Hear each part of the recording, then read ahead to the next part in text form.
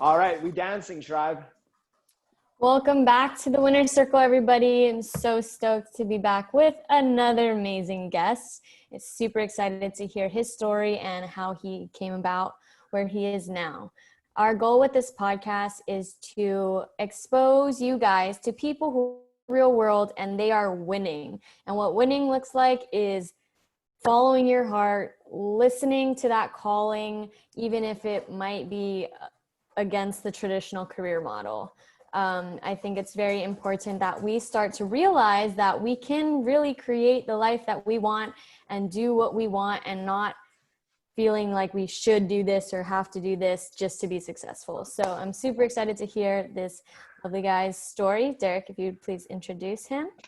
Absolutely, Taiha. I'm stoked for this conversation. Former NFL center who played for the Atlanta Falcons and the Tampa Bay Buccaneers, now an entrepreneur, author, and speaker. After 8 years in the NFL, Joe donated most of his belongings to the Metropolitan Ministries of Tampa Bay and lived out of his custom cargo van for 2 years as he explored the United States with his rescue dog, Freedom. He's currently writing a book on his adventures and has a new podcast called Quantum Coffee, which will be dropping soon. Ladies and gentlemen, Joe Hawley. Thanks for having me, guys. What an intro. That just kind of brought back a lot of memories of that van trip with my dog. I mean, what a journey indeed. And we're excited to get into that journey. Right off the bat, we like to start with this question, and we feel this is a question we should all be considering if we don't already know. And that is, what is your mission, Joe Hawley? What are you here to do in this reality plane? Oh, man. Yeah, I think one thing I'm learning about purpose is that it's very fluid. It's constantly changing. In this moment, I feel very called to help former athletes, my brothers, with their transition. So I'm actually working on building an online community called the Heart Collective that's going to bring former male professional athletes together to help support each other, building a safe container where we can express ourselves with one another to hopefully make a bigger impact off the field than we did on it. And that's what I'm currently working on, building that and the book and, sharing my journey. One of my big taglines of my blog and of my journey over the last couple of years has been live with less so you can experience more.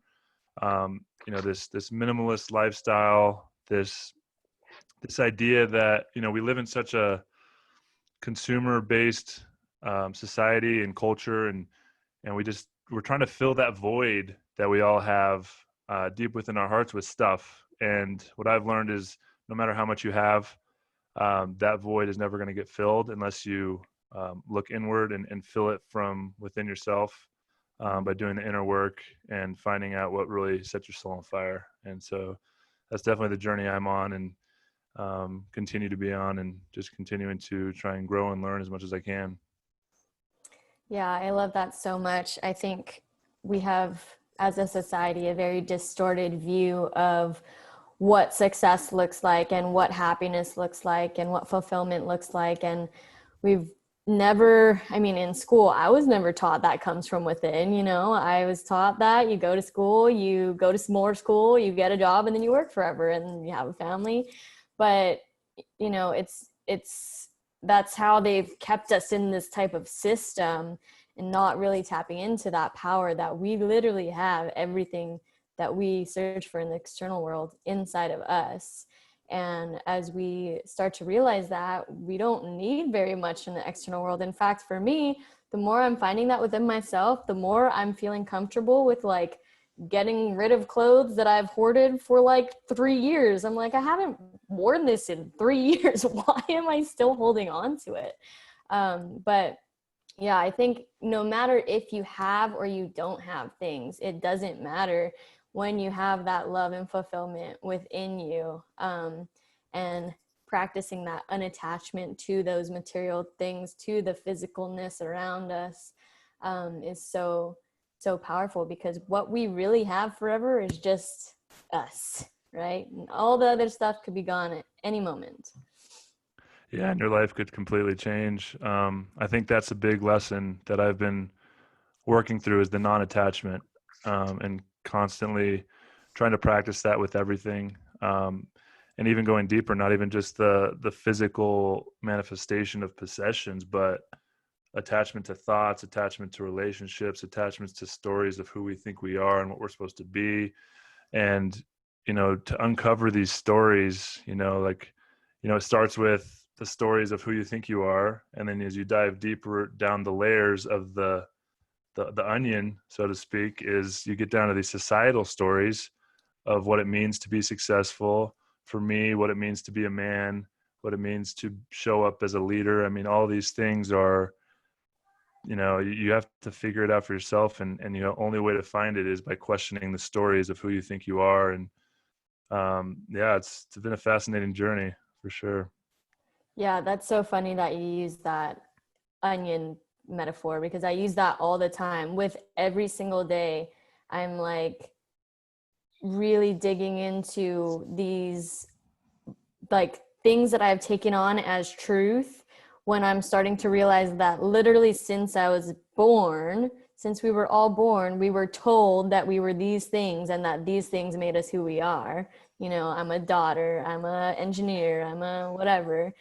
And that's really not anything that we are. Like, that's what we have learned to think, that that's our worth, that's where we've come from. But it's really so much more than that. And as you said, like peeling back and releasing that and practicing that unattachment is so powerful, because you start to realize that no matter what happens in the external world or, within you, like you always can come back to that you were born with, which was just that place of infinite love. Yeah. That journey, it's a fascinating journey, this human experience, because when we're born totally free. There's no separation, right? We're almost even attached to our mother who gave birth to us, and our parents and culture has to teach us separation, right? Like when we, learning what things are and labeling them, like let's say you see a tree, like you don't know what a tree is, it just is, until your mom's like, that's a tree. And they have to teach you separation for you to have an experience in this reality, because without separation, there would be no experience. And the journey back to oneness, back to wholeness, back to worthiness and self-fulfillment is to like kind of deconstruct all those stories and all that separation that you had to create in order to have the experience. And yeah, it's a wild journey, and I don't understand. I'm still trying to figure out what the whole point of it all is. What I've gotten to after all this work and inner work and reading all the spiritual texts and really trying to dive deep. I mean, this is really what my podcast is about these like deeper unanswerable questions. It's like, what's the purpose? What's the point? And the thing that I keep coming back to is it's just to have the experience, like to have had the experience of having had been, which is like, it takes away all the pressure. It really makes it like, why not just enjoy the experience of being alive? There's really nowhere to be. There's nothing to do. Now, it's an intricate game. It's really fun if you want it to be fun. It can be hard at times. It can be challenging, but it is all an experience. And that's the gift, is to be able to have the experience, because if we didn't exist, then there would be no experience to be had. And labeling it is what creates suffering. Yeah, it's so crazy. Like, we are here taking it all so seriously, and like that is like, there's a reason for that, logical side of our brain. As you said, like we need to be able to function in this reality. But it's interesting to think about, like, if you raised a kid with all this knowing and tried to like teach them that from that age, like what kind of world would they be living in? Just because, what we experience is a creation of our thoughts. Like, it's just really interesting to me to imagine like what that would be like. Because for me, I literally was the opposite of spiritual for a while. I was super left-brained, engineer, like thought I was atheist for a while. And there's so much going on that we just like can't see, right? Like this physical reality is 1% of what's going on here. It's insane. Yeah. So What do we really know, right? yeah. And I think it's fascinating. You're talking about like educating our children, and I've dealt with this with my sister who has kids, who has a lot of issues with the way, and I've worked through a lot of resistance of the way I was raised with my parents. And I see people who are like, I'll never treat my kids the way my parents treated me. But what I'm learning and what I'm realizing is it doesn't really matter what you teach your kids or how you think you're raising them. They're going to have to go through their own hero's journey. And they're going to, even if a parents shower their kids with love and gifts and everything, then they're too entitled, right? And then they're mad at their parents for having given them everything and never really challenged them to make their own life for themselves. Or they're really distanced parents and they're not really present in their kid's life. And then the kid's like, well, my parents are never around. And then that creates a story. So it's all about, I mean, I don't think there's really one right way or wrong way. I think it's all the lessons that we came here to learn. And I think the way we can really treat the youth and the kids is by treating them like humans, right? And allowing them space to have their experience and teaching them emotional intelligence and presence, which, you look down the rabbit hole of the system that we're in and the education system and how flawed it is and how they don't teach us about money, which is one of the main things that makes this reality tick, it blows my mind, and everybody's story around money and the energy of it. And they don't teach us about, emotional intelligence and how to process what comes up within us. And those two things are really like what every adult deals with. So I just don't understand the whole education system. I think that needs to be revamped. Along with a lot of other things. But I think we're in that kind of journey of transition, right? I think there's big things happening in the world, and I tell myself every day, what a time to be alive, because I truly believe we live in the most amazing time in human history, and there is this huge shift happening globally in the world. And over the next couple of decades, it's going to be a wild ride, that's for sure. Oh yeah. Oh my gosh. I know we're all feeling that so hard. And I just wanted to touch really quick on what you said about, so many of us are searching for that purpose. Like, why are we here? What are we doing? And it's so beautiful that you said, like, just having this experience is the purpose, because we're so focused on getting there. Someday I'll get to my purpose, I'll figure it out, but we're missing so much of what's going on right in front of us. And then we look back on it and realize, how much we learned through every single thing that we tried and did, and that evolving of our consciousness through each experience that we have is our purpose. It's to learn, it's to grow, it's to expand. And the more we can practice that, focusing in the moment and not letting future past steal from this moment, the more I think we will just be at peace, Yeah. And the more I'm learning about purpose and this connection of how we are all interconnected in some fascinating way that is just incomprehensible to my linear thinking mind, is when you show up with a heart of service, wanting to offer yourself up for the betterment of others, there's some higher intelligence, higher power, however you want to make sense of it, that is there to support you. And, there's this idea that we need to force things to get things done and to create, and it's got to be hard. But if you really show up for the right reasons, with a full heart and doing the work to feel complete, and you're not doing it for external validation or stuff, and you're really showing up to be of service to others, there is some kind of a force that is there to support you and will bring in the right either connections, the right people, the right scenarios and events and experiences that will guide you along the way. Yeah. Absolutely. And from my experience, this begins with awareness, and with awareness comes choice, and with that choice comes opportunity for great change.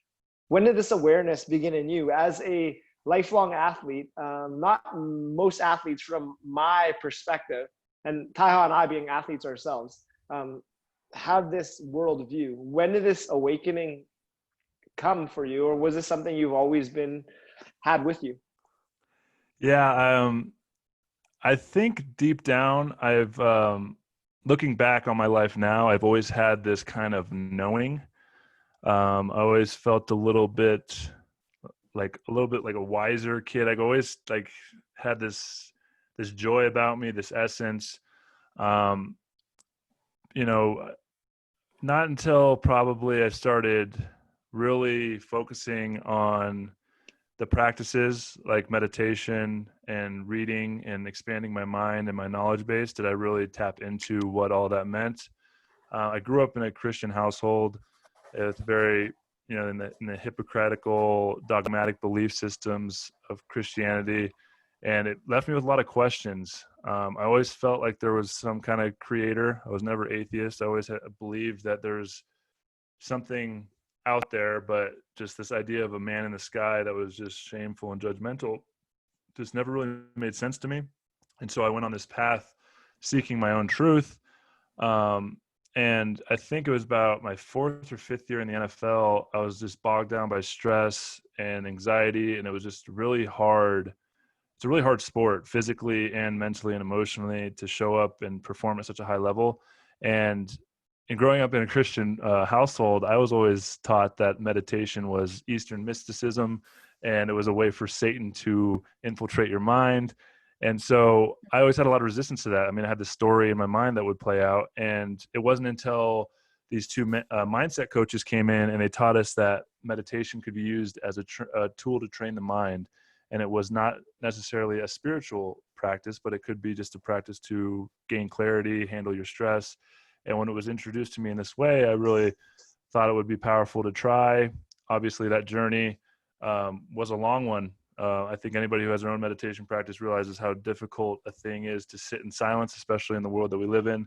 But that meditation practice really opened my mind. And then once I started reading more, learning more, and then reading different spiritual texts and trying to seek the truth through my own experience rather than believing what somebody else experienced, and someone else has to tell me, really opened up my mind. And I decided to go learn for myself. And, it's one thing I've learned through, the big difference between religion and spirituality is religion is the belief in somebody else's experience, and spirituality is the belief in your own experience. And through this inner work, this deep knowing, work with psychedelics as well, and understanding this deep connection with, source, universe. I used to have a lot of resistance to the word God because of the belief system that I grew up in. I've been able to come full circle on that. I used to have a lot of resistance to the Bible and Jesus' story because of the way it was used to create fear and control. And so now that I've done all this work, I've gone full circle and done some more learning about Jesus, as the mystical kind of way shower that he is. He's got a lot of truth in his teachings and a lot of power, and it's really beautiful to reconnect with all these stories. But it's not an easy journey, and it takes a lot of contemplation and deep looking in the mirror and questioning the stories of what we're taught as children, from our parents, from our peers, from society. And it's been quite the journey. I know I kind of talked about a lot there. No, that's good. It's just continuing to blow my mind how each podcast that we record is literally exactly like we talk about exactly what I'm experiencing. Like, it's crazy. I've just started reading this book called The Complete Works by Florence Shin. And just like you, I went to an all-girls Episcopalian middle school, and that gave me a very negative connotation of Christianity because they were very controlling and trying to put me in a box, and I just didn't like it. And so I also had a problem with the Bible, I think, just because of, ways that people have interpreted it. I think over years and years, the message has gotten misinterpreted so many times where it's now this like controlling, like I'm right, you're wrong kind of thing in some places. But if you get down to like the actual messages and you realize that this God, this divinity is within every single one of us, like we literally all came from the same place. We were expanded into this universe and then evolved into what we are now. We all have that power within us. And we have been taught, like, ask these experts, like, you don't know everything. Ask Google, ask whatever, search outwardly for the answers, where we literally have all of the answers inside of us. We just aren't tapped into that power or trusting ourselves, so we can't tap into that power. So I personally have been doing my best to like try not to Google things and try not to watch things that could sway my view on something, and even like, you know, questioning things that I've felt were my truth my whole life. I'm like, where did that even come from? Like, you know, the way that I view love or a successful relationship literally probably came from watching movies, you know? Like, we have no idea what, because we were told what to believe our whole lives. So the more that we can kind of do things that make us turn inward, like meditation, and learn how to be okay with our thoughts, which is crazy because so much, I don't know if this has been taught by the society to not feel comfortable with your thoughts, or if that's just something we have decided not to want to do as a society. But the more that you get in tune with that, you start like tapping into that power and feeling it and realizing what's true for you and what's not. But I totally understand the like hump of getting started, because I definitely took a while getting started for meditation. Like, I would do it once or twice a week, and I was like really frustrated with myself because I couldn't even do it for 5 minutes twice a week. Like, come on, there's so many minutes in a day. And I like, that's just how so many people kind of react to it. It's like not worth my time, you know. But we're very dedicated as a society to working on our physical bodies. Why aren't we being taught that we need to do that with our minds from ages like 0, you know? Yeah, I think that's a good way to frame it. Is it's like working out your mind. It's like going to the gym for your mind. And I think that one of the difficult things that a lot of people struggle with, I know I did, with meditation, is you don't see the benefits right away. It's not something you do and then you're like, boom, I'm better, I'm more connected, I'm more present. It's something that you have to commit to for an extended period of time, like at least a week straight of 5 minutes a day. And then, you know, for me personally, it was like I was really committed to helping, because I had such an acute, stressful environment that I really wanted it to help me. So I'm grateful for that, because it made me stick with meditation. And I was reading the books and seeing the neuroscience fMRI scans were coming out about people's brains. And I was really worried about the brain trauma from a sport like football. And so I wanted to be proactive. And so all of these things created this desire to stick with it. And I didn't really notice the benefits until I would meditate for a couple weeks, and then I would miss it for 3, 4, 5 days, and other things started getting in the way. And I would start noticing myself getting more anxious, more off center, more, you know, angry at things, and more like off key. And I'm like, well, what's the difference? Why am I feeling so agitated? And it's like, oh, I haven't meditated in 4 or 5 days. And then I would get back on it, and it would take 3 or 4 days to get back into it. But realizing, I think, and another thing with people in meditation is realizing that we are not our thoughts, right? The thoughts come from the mind or whatever it creates this existence, but the thoughts are not who we are. And I think meditation gives you space and allows you to see the silence in between the thoughts. And detaching from the thoughts, I think, is the biggest step to, you know, realizing who you are on a deeper level, which is very difficult because so many people are so in their heads, right? So they're so attached to their thoughts as those are who they are. And when you realize, like, if somebody cuts you off in the freeway, for example, and you get angry at that person, meditation allows you to create space where that it doesn't judge that anger, like that anger is there, but you are not that anger. And so you can allow that energy to flow through you rather than attaching to it and then creating a story around it that you're angry at that person, when, you know, the difference between me getting cut off now, or I used to get cut off, get a little angry, now someone cuts me off, it does not even faze me, because I can see a detached story that maybe they're in a hurry, maybe they got something going on.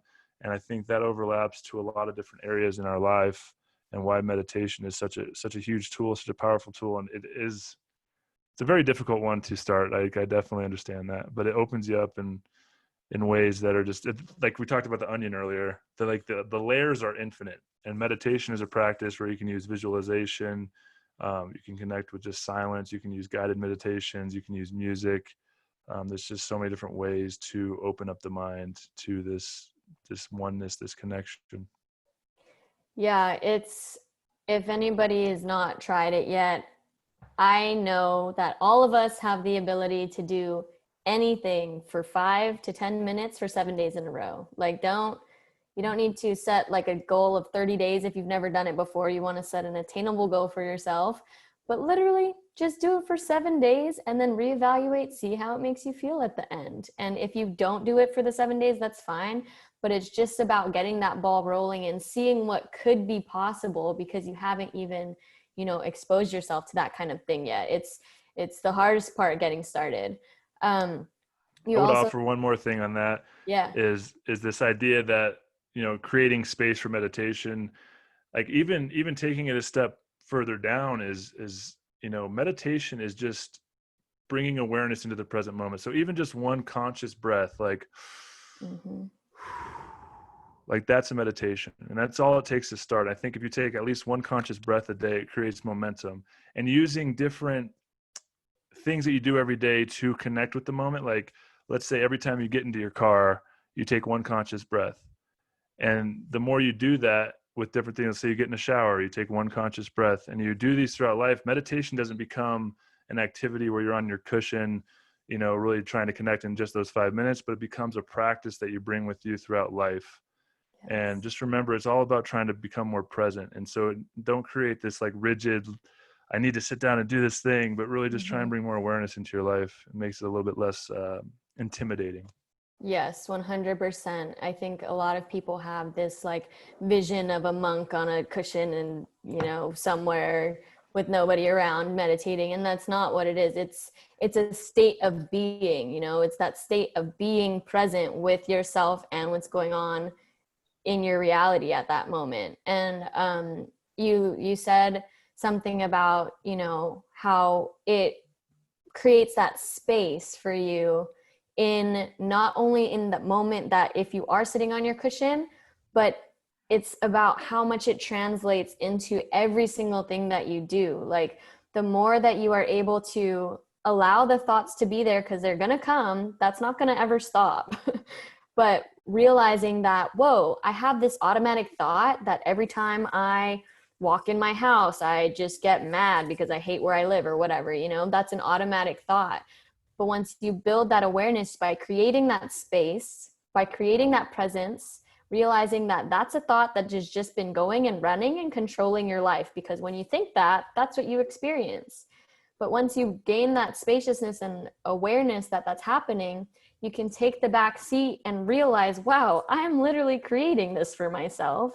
And you can choose to redirect or rewire and then start creating what you actually want to experience. For example, when you were getting mad before about the, road rage is a huge problem. Like, you can choose to not allow your thoughts to go down that road of like getting upset, because you have no idea what's going on with this person. Like, they're not trying to make you mad. Like, that's not their goal. So why allow that to happen and possibly ruin your day? You have the ability to just watch the melodrama from the back seat that is our lives and just kind of look at it humorously, which is what I've been trying to do, because for a lot of my life, I've taken things very seriously and been very intense.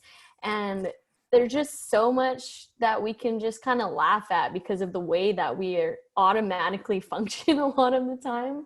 And it's very empowering to know that you have the ability to change that if you want to.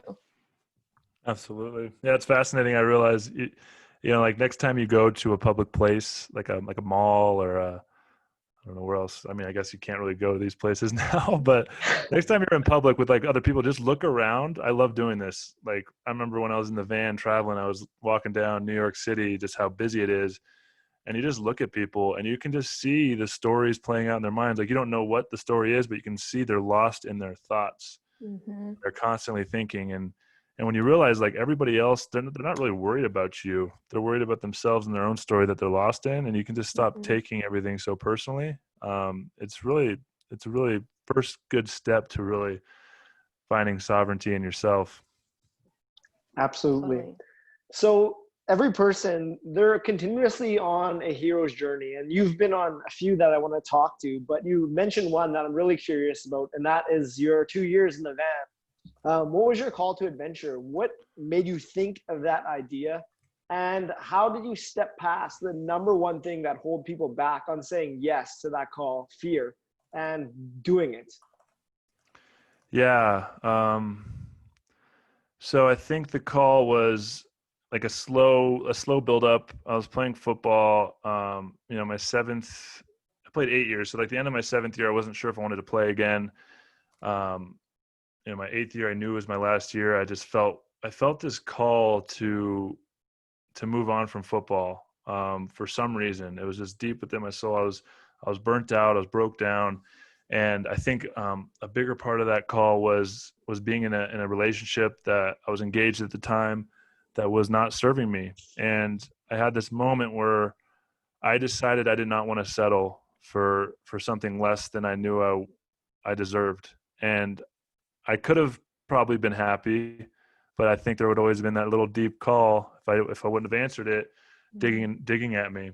And leaving that relationship and walking away from football, I know that the first few weeks, first couple months, it was hard. There's a lot of grief.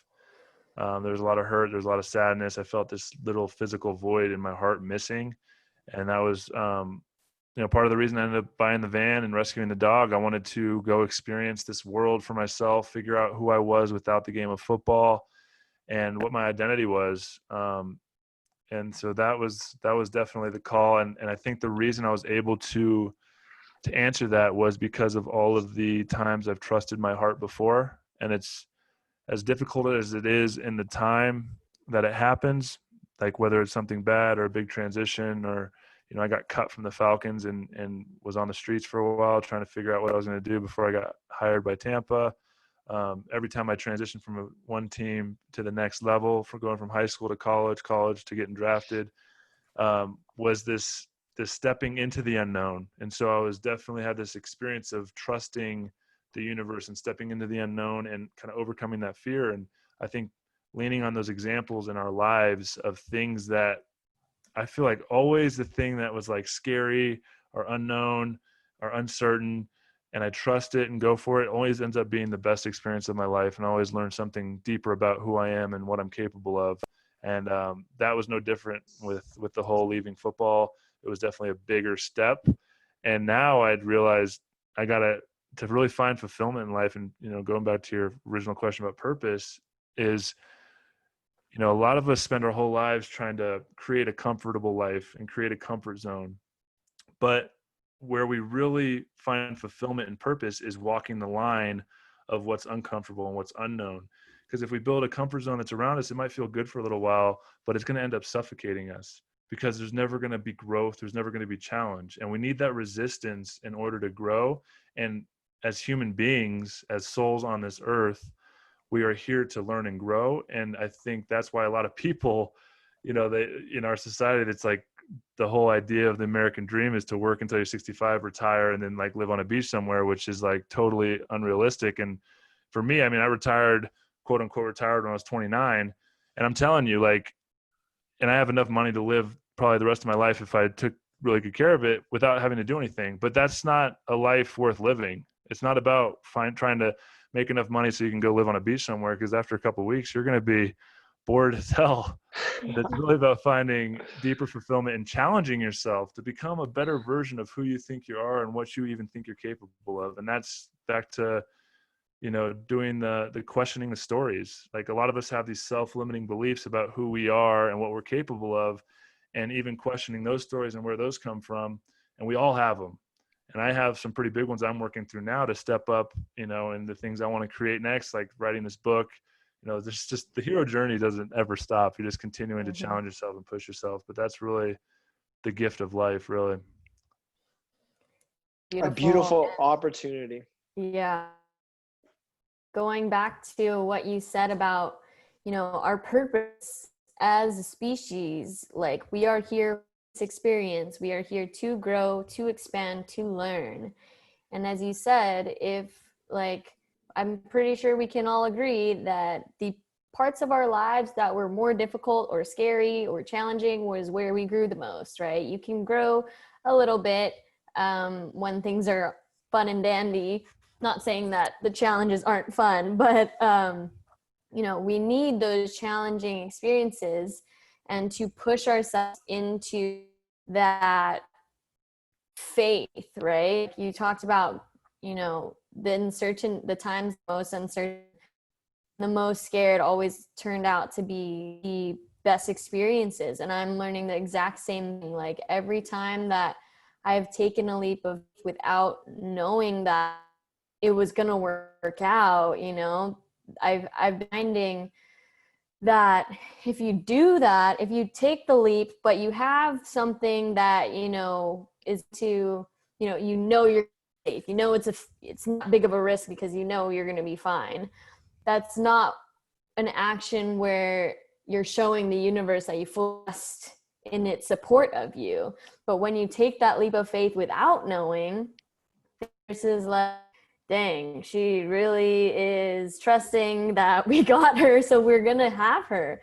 But I think most people don't understand that we are always supported. It is going to be okay. We are going to have that support and learn the lessons that we need to learn, which a lot of the time, you know, aren't what we would like to learn at that moment because they're challenging. But we usually look back on our experiences and are thankful for the ones that are really hard. So it's not like, you know, when you take this leap of faith, it's going to be rainbows and butterflies each time, but you're all learn what you need to learn from the experience. I think most people who, you know, our audience who are wanting they're doing the call and they just need a little bit more trust in themselves and the universe to take that step. Like, you are going to be supported no matter what. You're going to be okay. And once you learn that you in yourself and the universe to take these steps, you will build more and more evidence. You can just continue taking risks throughout your life and creating stuff that you even would have known would be possible had you not taken those risks and comforts that we are told is secure and stable. It's so crazy to me how, like, I feel I've been taught, and most of us have been taught growing up, is just, it's flipping around now. You know? It sure is. Yeah, I truly believe that those who are courageous enough to go towards their fears and head into the unknown are in store for the best experience they could ever ask for. And it's scary. It's scary feeling untethered to reality, but you are supported, and the universe does reward those who are courageous enough to go after what their hearts are calling. Yes. Absolutely. So on this path, on this journey, you've met many mentors, many helpers, be it in the form of books, coaches, teammates. Let's take a moment to acknowledge some of those mentors and helpers that made a notable impact in your life. And what did you learn from them? Oh man, too many to name. Definitely a lot of coaches. I'm really grateful for football, for all the lessons it's provided. You know, in context of the van, I think one that comes out is this is kind of, we were just talking about the universe providing support when you need it. You know, I was getting the van ready. There was this buffer period between like 2 and 3 months between my last game and me hitting the road in March. And, you know, I was trying to learn. I had a lot of resistance to sharing myself on social media. Even when I played football, I didn't post a lot. And then I wanted to do this blog and start this YouTube channel and create videos and share the experience. I felt like it was kind of my responsibility to share this experience that I got gifted to live, because most people don't have this opportunity.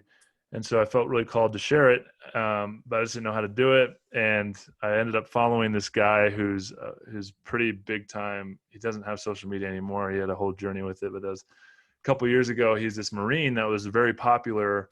He had a few 100,000 followers, and for some reason, I think I was going through my breakup, and he had just gone through a breakup too. And he was really vocal about his breakup and not settling and stepping up and finding your queen and like loving the woman and like her loving you. And it's just this really powerful message. And my sister followed her, followed him, and she's like, you got to watch this guy. And so I ended up following him, and then he ended up seeing that I followed him or something, and he ended up connecting with me, and he ended up driving through Tampa like a month before I was hitting the road. And for some reason he like came over and he's like, what's up? We connected for like, he stayed at my house for like 3 or 4 days, and he's a content creator. He knew how to build a community on social media, and his name's Tank Machine. So if anybody follows him, and he really like gave me the confidence and showed me a lot of like the little tips and tricks for being on the road, because he traveled a lot for what he was doing on the road. So it's like pretty much the universe gifted me with this guy that had been going through a similar experience a couple of years before. And it was just this like reminder of like, you got this, man, like you're supported. And that is just such a random thing, but now he's like one of my good buddies. And then, just things like that. There's a bunch of people I've met on the road, and different synchronicities that have happened. But that one definitely stands out in context of the van. I think it's so beautiful when we start to tune into, you can choose to let certain things, coincidences, or, just by chance I met this person. But if you start to like think hard about everything and every person that you have interacted with, and like how each little piece you, or like to get to where you are, or giving you certain information that you needed at that certain perfect time. Like, it's crazy how when we're on this path, when we are living in alignment with who we know ourselves to be as best as we can, because again, we're pulling back the layers always. We're learning more and more about who we actually aren't, and unlearning and then relearning maybe. But the more that we do that, I feel we're drawing people to us, we're drawing the exact person and relationship that we need to learn, because we are one, yet we have these interactions with each other so we can get that different lens, right? Because we are all experiencing a different experience with our lens. And when we connect with people and hear their side, we're opened and expanded, because now we have their lens as well. And it's just, it's so cool. Synchronicities, man, everywhere. What a beautiful reminder. So, while we're talking about mentors and helpers, I'd love to hear your number one lesson you learned from your football days. Oh, number one lesson. I would say, okay, the most powerful lesson was the first lesson I ever learned on the football field. And it's, I can probably attribute all the success in my career back to this. In my freshman year of high school, probably a couple weeks in, and I was hitting this sled, and the coach was showing us how to do it. And I did, I came off the ball, hit the sled, and I kind of like turned it the wrong way. And then, the coach coached me up, and then he's like, all right, go again. And said, hut, went, hit the pad again. And I did the exact same thing twice. And he stopped us all. He circled us up. He said, guys, if you want to be successful in football and really in anything you want to do in life, you have to be coachable. And what he meant by that is don't make the same mistake twice. And he said, there's no problem with making a mistake. There's no problem with failing, with messing something up. But if you can't fix it and you can't learn from it, then you're not going to make it very far in football. You're definitely not going to make it far in life. And I think that really stuck with me, because it gives you the freedom to really go hard and play hard and not be fearful of making a mistake, but being able to take coaching and absorb it and learn and then become a better version of yourself. And I think that, I'm getting into the business world now and trying to learn as much as I can in that aspect. And with life in general is, this concept of fail fast, learn fast. And we have this bad idea of what failure actually is. And I think the only way you can really fail is if you quit. I think failing is the only way you can really learn. And people are so, scared of failing and what that looks like, but you're never going to really learn who you are and what you're capable of if you don't put yourself out there in the first place. I think anybody who's been success or has found success, there's so much access to all these successful people's stories and the way Instagram, you can get behind the scenes and, everybody like the most successful people in the world have probably failed more than anybody else. That's the reason they're the most successful. And I really connect with that. Yeah, it's so true how I think it was Thomas Edison invented the light bulb, right? And he invented a bunch of ways not to create it before he created it, right? And it's funny how, you know, as we get older, we know this, but I think as a society in the education system, there's just been something flawed that so many of us have this negative connotation of failure. When, you know, we should be embracing, like, excited when we fail, because that means we're trying, you know, we are going for something that we want. And if you fail, you learn how not to get there, and that's okay. I know personally, I wrestled in high school, did judo, and I learned 5 billion times more when I lost than when I won, you know, and that's just not really, you know, we equate success with winning. What if we started equating it more with, you know, failing a bunch, and then you're just getting closer and closer to what you want to create. So interesting. So, Joe, what has been your biggest challenge you've encountered on your life path thus far, and how did you overcome it and the lessons learned? I would say biggest challenge, probably this fear I've had of unworthiness, this story I've had of unworthiness. You know, I'm writing a book right now, and it's really allowing me to dive deeper into the stories of who I am and why I attach to football so much. And I think it's because when I realized I could be good at it, I started getting love and attention, and I started attributing my worthiness with success and performance on the field. And when I would do really good and perform really well, I got all the love. I felt like I was worthy of love. I got more attention, and it really reinforced that story. And when I would lose a game, or I would have a bad game, I felt like really like not even worth living at times. Like I felt so shitty about who I was. And so my life story was so wrapped around this idea of success on the field. And that was part of the reason there was such a deep void when it was, you know, I finally walked away from it. I didn't have this measuring stick of who I was and what I was capable of. And it was really debilitating. Like I didn't know who I was or what to do. And, you know, doing all this self-work and this journey after football and finding out who I was and looking inward for my worthiness, I've learned a lot. And intrinsically, I've just understood that, you know, I am love. I'm worthy of love just by being. And you know, it's been quite the journey overcoming that. And I think that's something that a lot of people deal with. I think everybody has that shared experience. Yeah. So beautiful. It's what it reminded me of when you were explaining, you know, just leaving the NFL, because I think this goes along with so many, especially athletes or Olympians, you know, that's your whole life and what you've based your whole life on, this sport that you love, but when it's gone, it's like ripping off a Band-Aid, right? It's like this was what was your reality and what your whole being was based on.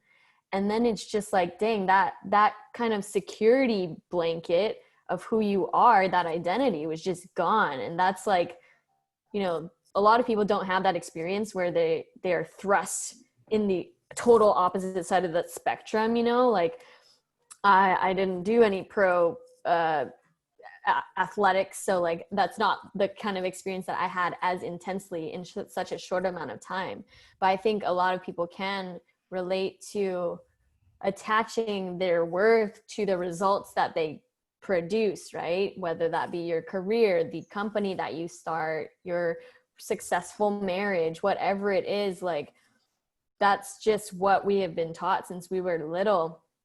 But again, going back to the first thing we talked about, which is that non-attachment. It's not saying that, you know, don't ever go for your dreams and try to create this company or go for this beautiful marriage, but don't be attached to that being your world, right? Because as we said, like, anything can be gone in a minute. If you had, you know, gotten injured or something and then you were out in that sense, like, some people don't have a choice, and they have to understand that that is a complement to their being. It's not their entire being. And I think as more and more people start to awaken and start to realize that, and know that they're worthy no matter what, just existing is proving that they are worthy of love and attention and connection and all of that. I think that's what we're kind of all here to do, is help awaken that feeling within everybody. Absolutely.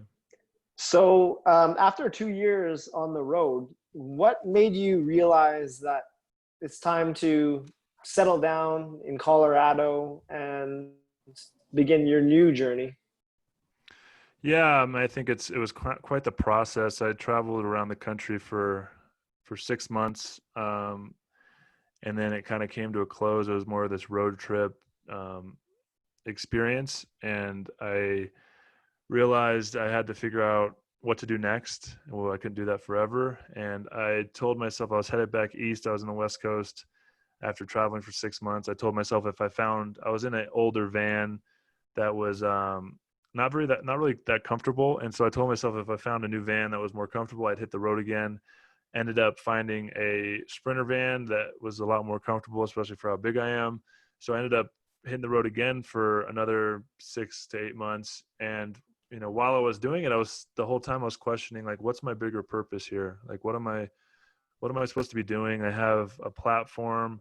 You know, I shared about earlier about starting the blog because I felt kind of called to it and responsible to share the experience. And, you know, I didn't realize how big an impact it would have. And, you know, I started gathering a community of people that were really inspired by what I was doing. And I realized that I had this platform to really make an impact by sharing my story and by living it out and by sharing it. And I just didn't know how to put that to good use. I always knew I wanted to be involved in business. And I think the idea of creating something out of nothing is really fascinating to me.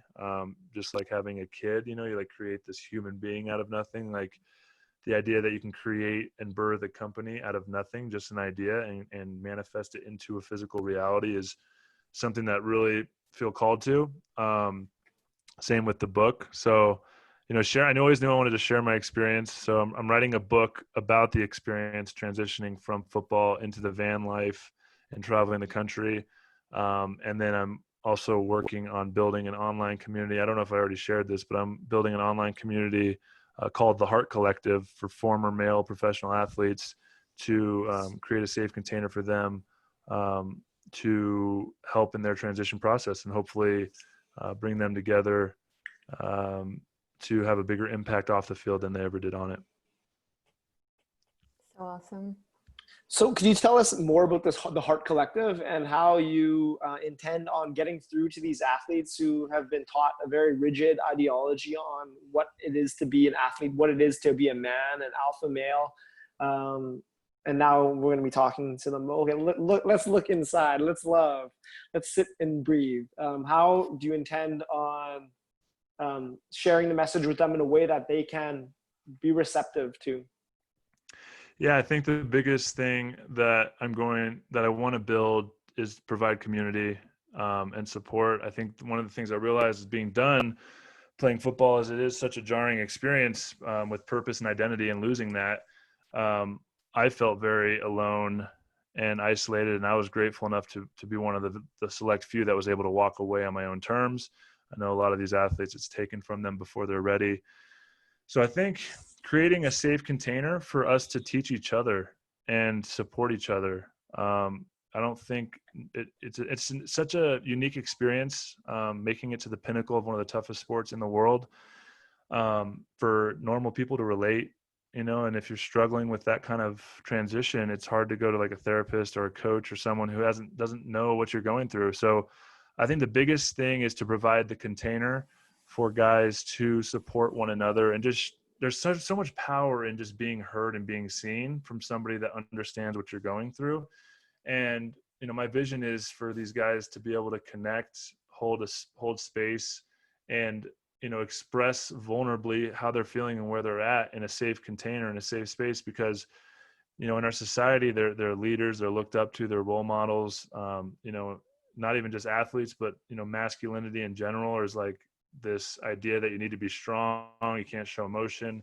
And I think rethinking that and building a safe container for guys to show up and be able to really express how they're feeling truly and what they're going through is going to be a huge piece of it. Obviously, I want to incorporate a lot of the education tools and the self-development tools. That's going to be a big piece of it. But it's going to be definitely an exclusive community of guys that want to better themselves. They want to master themselves, that have this deeper calling, knowing that they're meant for something more than just sports. And the cool thing that really gets me excited is to make it to the NFL or to any major professional sport.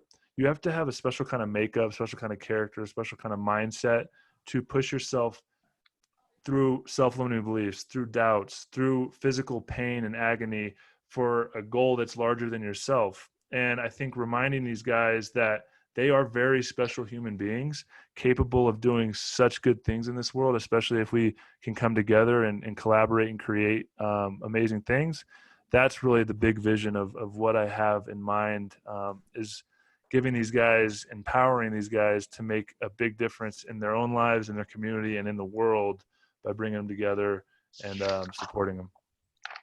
That is such a beautiful vision. And I can just see you and just your being and being able to bring out this side of these people who may never have felt comfortable, expressing emotion, being vulnerable. That's such a crucial part of our human existence. As you talked about earlier, the emotion is our energy, and we have cut ourselves off from that through this that we've been taught to live. Don't cry, don't be a baby, don't be mad. Like, those are the emotions. And once we learn how to harness them and use them in productive ways and release them when they need to be released and not repress them so they get stuck in our body and manifest as other problems, oh my gosh, that is going to be such a powerful, guys, and I'm stoked for it. Thank you. I'm really excited. And I'm working on overcoming my own self-limiting beliefs to build this thing, right? It's not something that is easy. It's creating its own hero's journey within me to show up and answer this call, because there is a lot of fear of stepping up as a leader with such powerful men. And it's the work I've been, facing over the last year is really questioning the stories of worthiness to show up in this way. And I've come a long way, and I'm really excited about helping other men show up in this way as well. Yeah. And it's so cool how, expressing this type of fear, which is pretty much what every person, no matter how successful or whatever they've accomplished, everybody has limiting beliefs. And I think a lot of people put people who are creating on pedestals and think, oh, they are never scared. That's not true. Like, everybody is scared, but it's all about, addressing that, understanding where it comes from, releasing what doesn't need to be there any longer, and, taking action in spite of fear while you know that you are always supported. And I can just, oh my gosh, I'm so excited to see what happens with that. Thank you. So one of my favorite authors, Stephen Pressfield, he describes resistance as that negative force in the world that keeps people from fulfilling their dreams. And that resistance arises moment after moment, day after day. You will never be able to shake resistance. And it's something we're constantly having to bring awareness to and not letting it overtake us. How do you overcome resistance in your podcast creation, in your book creation, in your heart collective creation? How do you overcome resistance daily? Yeah, I think one of the most powerful things I've done with resistance and fear is reframing it as not a negative, but as a positive. And I believe resistance is the compass that is directing us towards our life's purpose and our dreams and our goals. And so many people turn away from the things they're scared of, but I believe that those things that we're scared of are our soul's calling. And life isn't supposed to be easy. The thing that scares you the most is where you're supposed to be headed. And I think if you can view it like that, it takes a lot of courage. But I think when you head towards the things that scare you the most and you can knock them off the list, and you can become totally free. And that's where inner freedom resides, is once you can conquer all these fears, and you'll be able to find your innermost path of what you're here to do. And I would say resistance is the compass for me. And as soon as I overcome one thing, it's like you continue to step outside your comfort zone. Absolutely. Faith for me has a big part in that. How do you attend to your faith and keep that faith alive? Yeah. I think faith is belief in our own experience. And, there's this idea in the Christian faith that, I think is very flawed. I think faith is very flawed. It's like this blind faith where you don't ever question, you just believe what you're told. But I think what real faith is the belief in your own experience and trusting your path. And, it's almost like a knowing. And I think once you start experiencing synchronicities and this something that is deeply ingrained in this reality that is kind of, you got to surrender to the flow of what is happening. I think that's this once you understand and you have your own experience of it, and I think everybody has their own experience. If it is going to church and experience that connection, that's great. But it's, there's a difference between someone who has blind faith, doesn't question anything, and just goes with it, or someone who really believes in their own knowing and their own experience. And you have to get out in life and live it to earn that faith, right?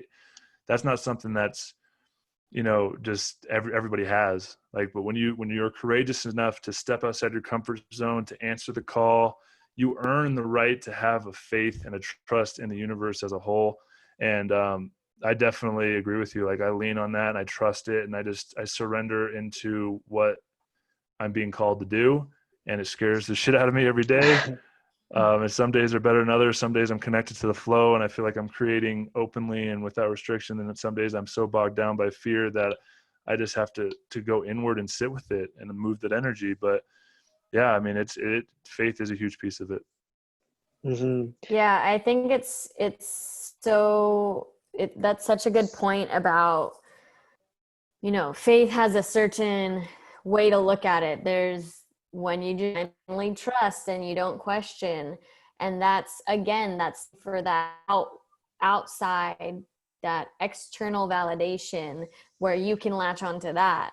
Whereas you start listening to your body, listening to that gut feeling, that intuition. We're all animals, and we have this animal instinct before, but we've totally been trained out of listening to it because of what kind of lives we live. And once you start listening to that, we can do experiments where you try the trust within yourself again and build that trust that you have this inner knowing, so that you can continue to follow that and know in your heart that, this is for me or this is not for me. This person has faith in that, but that's not mine. And you can just start to really use your own discernment and trust yourself over anybody else, because as we talked about earlier, we literally all have all of the answers within us, and it's just time that we start listening.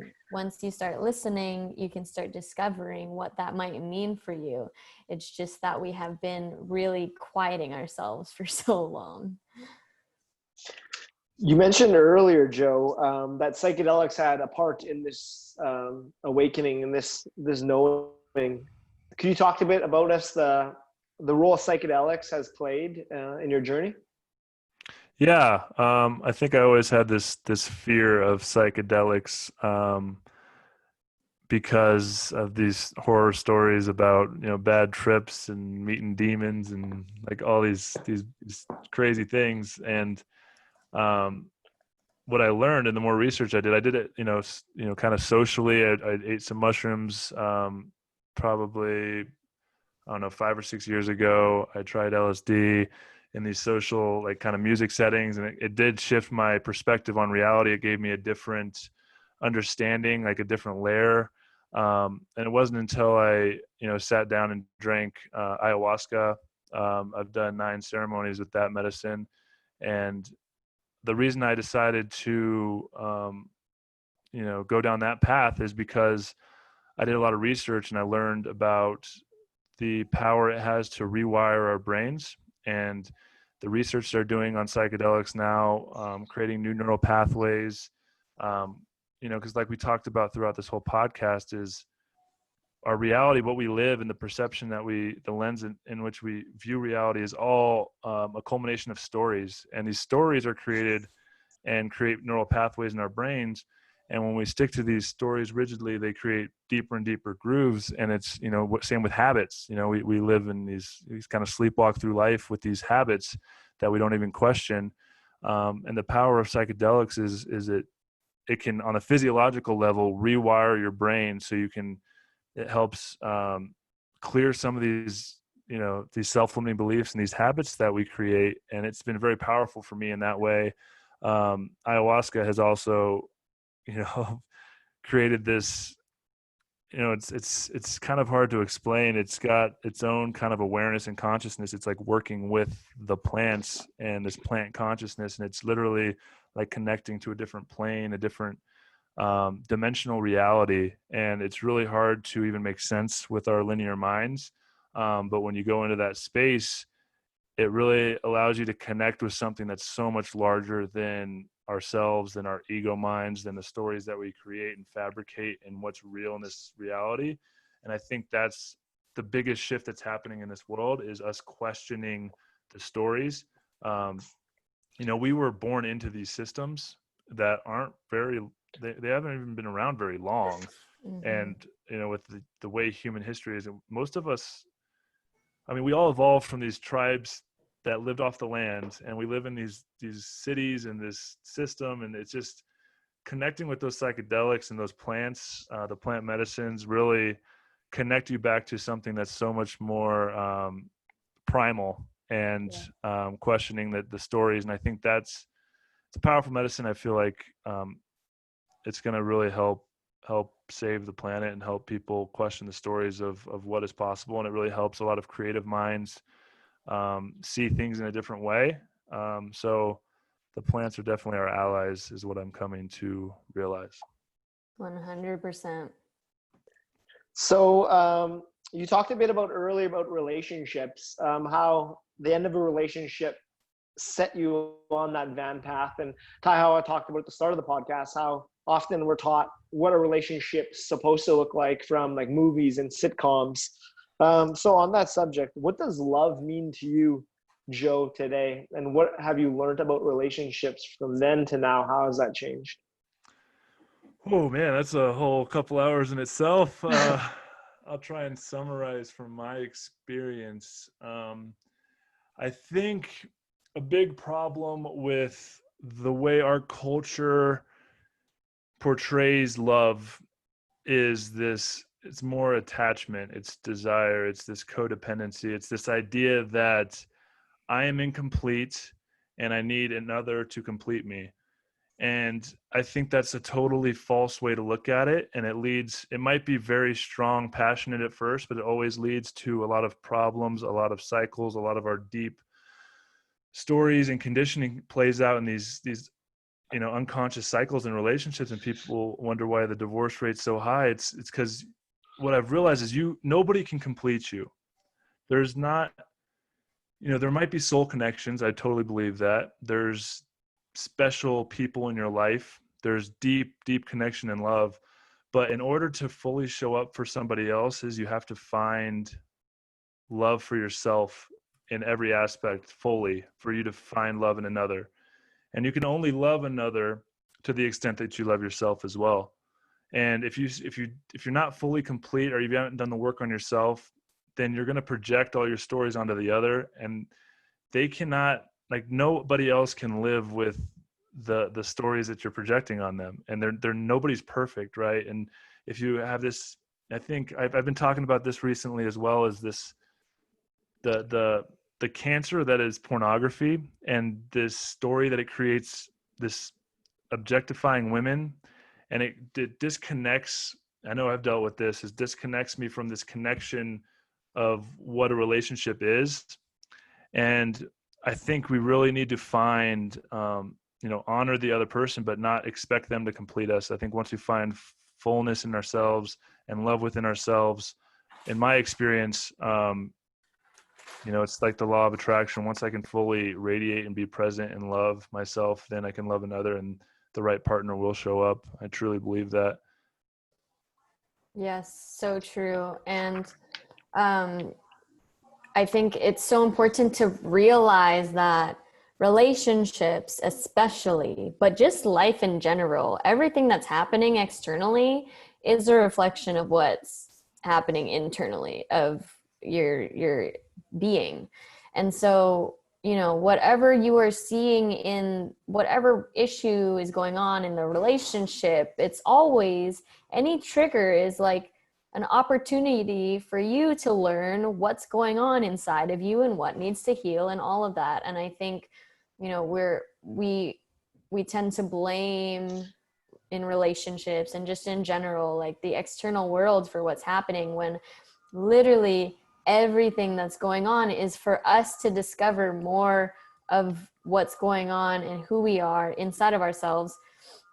And as you said, if you are not in, like, the place that you are in with yourself is going to be what that relationship replicates. So if you aren't loving yourself, then the relationship isn't going to be able to be at its highest, effectiveness, efficiency, I don't know, like highest state of being with the relationship, because you aren't at your highest state of being. And so the more that you can cultivate that love within yourself and really step into your own power, as we talked about before with the synchronicities, you're going to draw that right person to you. I think a lot of our society thinks, we got to go out and we got to work hard, we got to do this, but really, if you were living in alignment and focusing inwardly, stuff is going to come to you effortlessly. That's what I'm learning. Like, it's just going to happen without you pushing.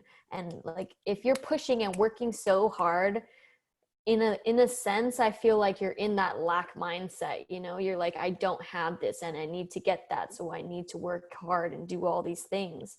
Whereas manifestation is literally living into those emotions, knowing that you can have, and you already do have, all that you desire. It's just learning to be in that space. And it's beautiful to know that, you will draw that right person to you when you are in that space with yourself. Joe, what is really working for you right now? What is really working for me? That's a very broad question. I would say I'm really getting into the work of Adi Ashanti.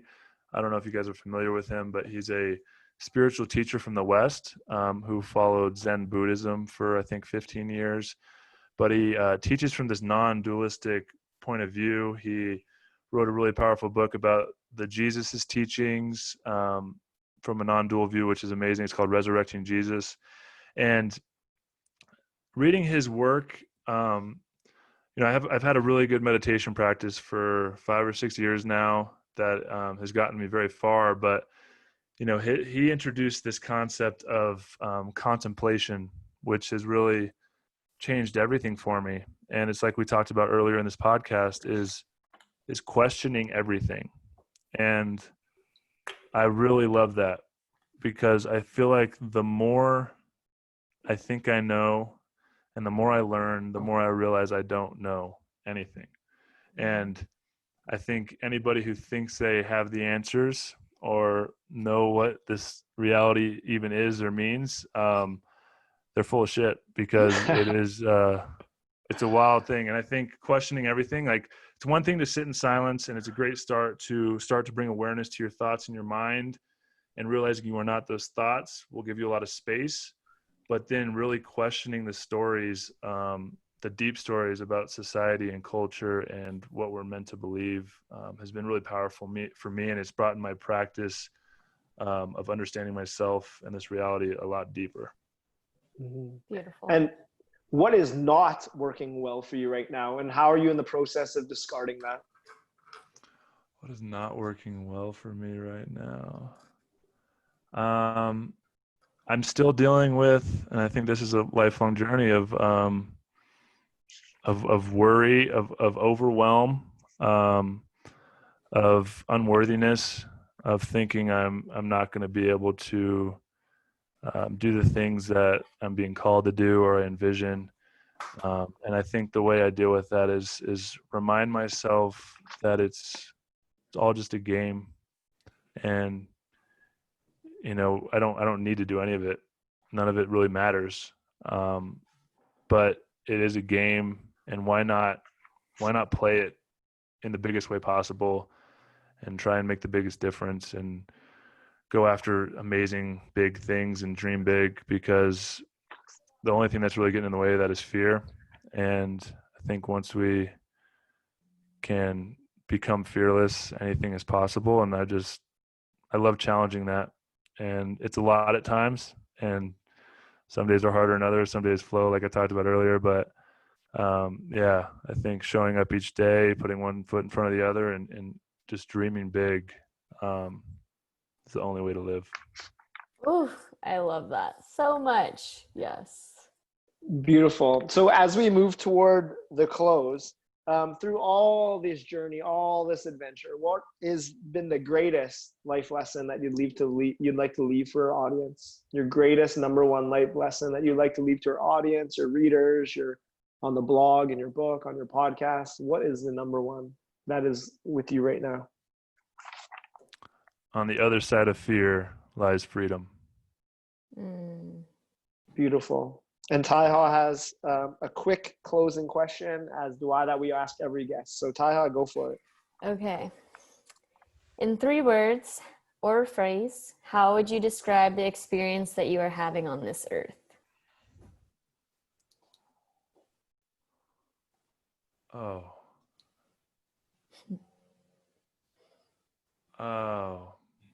Perpetual state of gratitude. Beautiful. And my question for you, we're going to play around with time. We're going to get all funky with time, and we're going to fast forward to 85-year-old Joe Hawley. Who is that 85-year-old? What is that legacy you've left behind? I think the biggest gift that anybody can offer another is presence. And so I would hope that, at 85, I just continue to practice presence with wherever I'm at, whoever I'm with, and just totally loving the moment that I get to experience in that moment. Beautiful. Excellent. And so we have to fast forward and bring us back to the now, the present moment. And that 85-year-old Joe Hawley, I want you to picture him in your head. What message does he send back to the current day Joe? Man, I feel that. It's so powerful. Keep going. Dream bigger. You're just getting started. So good. Absolutely. Well, thank you, Joe. We are blessed for this time you made for us in your day. They could find you on Instagram at joe.hawley, your blog, ManVanDogBlog.com. You have your podcast, Quantum Coffee, dropping soon. Is there anywhere else we could send them? Yeah, I think the best way to follow my journey now is I just started a newsletter. If you go to my Instagram, the link's in the bio. That's where I'm going to be releasing all my kind of good content, my story from now on. And then, you can, if you stay in touch that way, I'll be announcing my book launch as well and the things I'm working on. Beautiful. Absolutely. Thank you so much. This was another one of the conversations that I needed exactly in this moment. Synchronicities are beautiful. I'm so grateful to have had this time to connect with you. Thanks for the opportunity, guys. To close every conversation, we bring our fist in to the winner circle. Everyone's can take a spot here. So thanks, Joe. I wish you a beautiful day. Thank Thanks, you guys. so much.